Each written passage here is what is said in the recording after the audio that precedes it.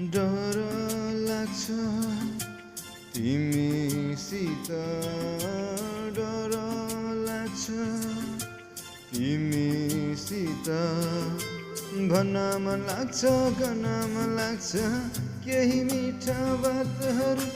भन्न मन लाग्छ गर्न मन लाग्छ केही मिठा बातहरू पुरानो गाउँ क्या राम्रो ठाउँ चञ्चल नानी क्या राम्रो